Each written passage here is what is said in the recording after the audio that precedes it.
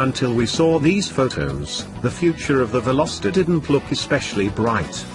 It's entering its 5th year on sale with no major updates, and no announcements for a replacement. It also was killed in the UK 3 years ago when it wasn't selling well.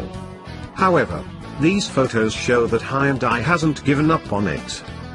At first glance, it looks very much like the current model, but closer inspection reveals some differences. Up front, the hood looks lower, and it tapers down to what seems to be an exaggerated version of the Cascade grille Hyundai has implemented on the Elantra GT, and new Sonata. The headlights look slimmer, and there seem to be fewer busy, quirky lines.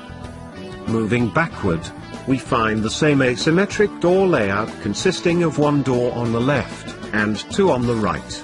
On the right side, the rear door handle is still tucked in the corner of the window.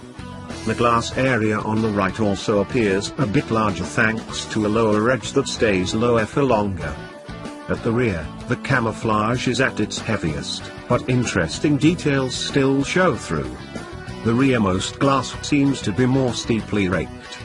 We can't tell if there's still glass on the top of the hatch, but considering the evolutionary nature of this car's design, we would expect the same amount of hatch glass. The taillights have adopted the slim and wide look of other recent Hyundais. The center exit exhaust remains, too, but it looks a bit smaller, and no longer has an obvious split in the middle. On either side of the bumper are auxiliary vents, likely fake. Besides the low sales and limited updates, another reason we questioned the future of the Veloster was its unremarkable driving dynamics. While forgivable in the base model, it was an issue on the turbo, which simply wasn't fun enough to recommend over competitors.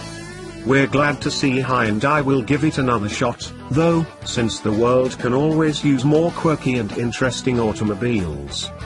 Hopefully this next one will drive better.